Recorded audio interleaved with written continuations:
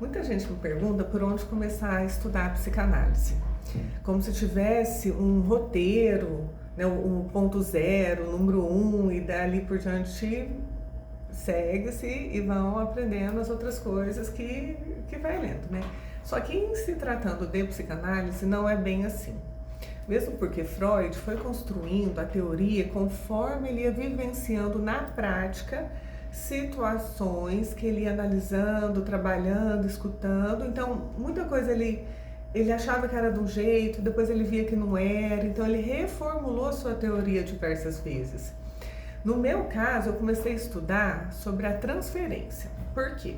Eu estava numa fase da minha vida que eu não estava bem, estava me sentindo muito angustiada, não sabia o que estava acontecendo, e eu peguei e resolvi procurar um psicólogo, né? Pedi indicação para uma amiga que me indicou um psicanalista, e eu não sabia qual era a diferença, apesar desse psicanalista também ser psicólogo.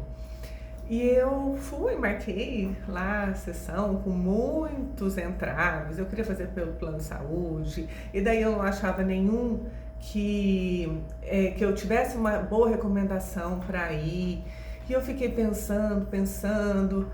Por fim, eu acabei marcando uma sessão com esse analista que minha amiga me indicou, que também era da área da psicologia.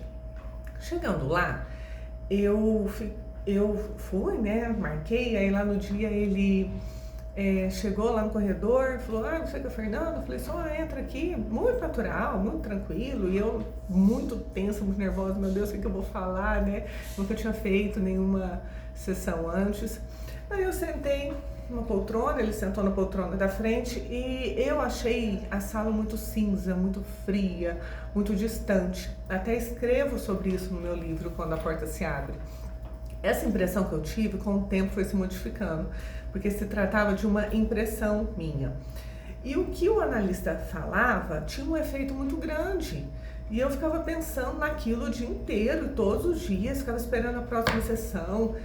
E aí eu falei, gente, o que está acontecendo que eu fico pensando tanto assim nisso que eu escuto, né? Nisso que eu falo, e o analista me retorna. E eu peguei e fui conversar com essa mesma amiga, ela falou, Fernanda, isso daí é transferência. Eu falei, mas transferência? Eu falei, é transferência. E eu fui ler, fui pensar sobre isso. E daí eu fui entender que quando eu chegava para fazer uma sessão de análise e eu tinha vontade até de pedir desculpa para o analista, como se eu fosse incomodá-lo com a minha fala, com a minha presença, isso se tratava de transferência. Por quê?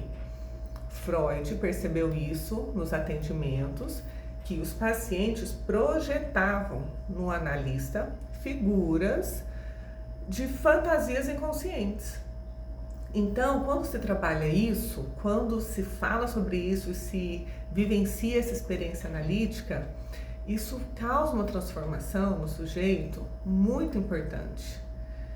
E então, no meu caso, foi assim, foi estudando sobre a transferência.